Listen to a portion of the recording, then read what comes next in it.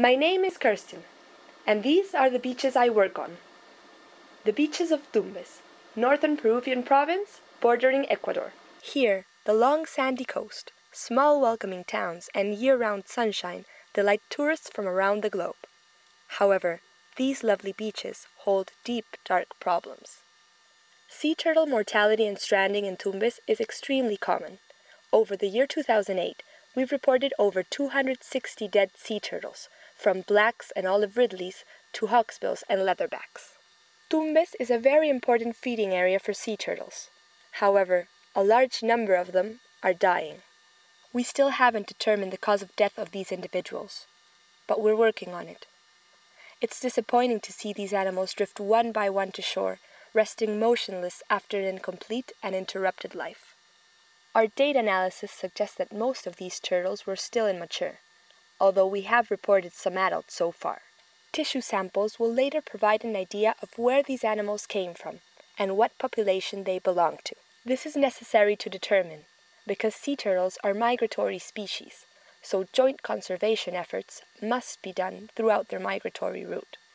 When our small group from Lima first arrived to Tumbes in 2007, we noticed the need to involve local people and institutions in conservation efforts. Sea turtle consumption amongst artisanal fishermen is high, and it's common to see carapaces near their homes and as ornaments in commercial establishments. So we approached the local community by giving environmental awareness talks and by training local professionals, technicians, students, and fishermen in sea turtle conservation. These trained locals would later be part of our group of over 70 volunteers, patrolling beaches to assess sea turtle mortality and working on board fishing vessels to assess sea turtle bycatch. Before long, we gained the support and commitment of local institutions such as the Regional Direction of Production, the regional government, the Peruvian Sea Institute, and local educational institutions. We've worked in the area almost 2 years now, and we've come a long way, but there's still a lot to do.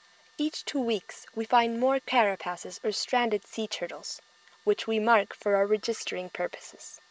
We bury stranded sea turtles to prevent carapace extraction and commerce, something we've witnessed in our time working here. Our focus is to contribute to sea turtle conservation locally and regionally, and use these marvelous species as flagships for marine conservation. So someday, when we patrol these beaches again, we'll stop seeing problems, and instead, be part of a lovely landscape full of prosperity and life.